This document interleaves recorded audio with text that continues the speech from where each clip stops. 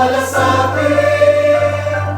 Ang pagpalo ng Diyos ay nagiging mapapala kung ating tatanggapin ang maluwag sa kalooban. Nagtutuwid, naglalapit, nagbibigay aral, nagpapamalas ng kanyang pagmamahal, nagpapakita lamang na tayo ay tunay na kanya, nagpapatunay na di na tayo pababayaan kailanman. Ang pagpalo ng Diyos ay sadyang masakit sa una, ngunit alangin ko'y pagkumot sa atin, upang siya'y makita sa atin ng unti-unti, upang sa kanyang kabanalan tayo ay maging kabahagi.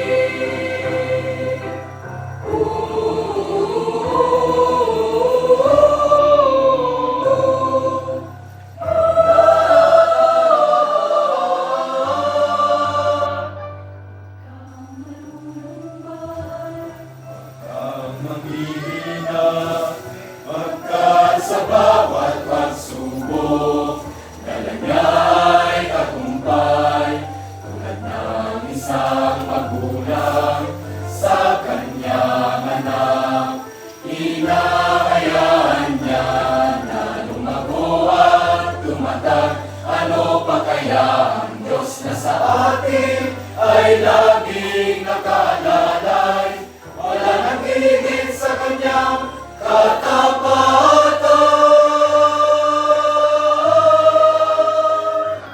Ang pagpalo ng Diyos ay nagiging pagpapala kung ating tatanggapin ang maluwag sa kalooban. Nagtutuwid, naglalapit, nagbibigay aral, nagpapamalas ng kanyang pagmamahal, nagpapakita lamang na tayo ay tunay na kanya, nagpapatunay na di na tayo pababayaan kailanman.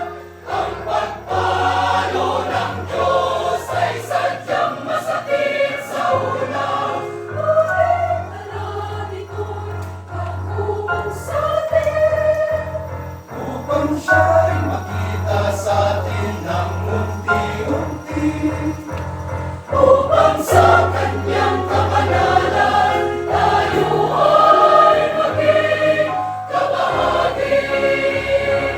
Ang pagpalo ng Diyos ay sadyang masakit sa una, ngunit alangin ko'y pagkumot sa atin, upang siya'y makita sa atin ng unti-unti, upang sa kanyang kabanalan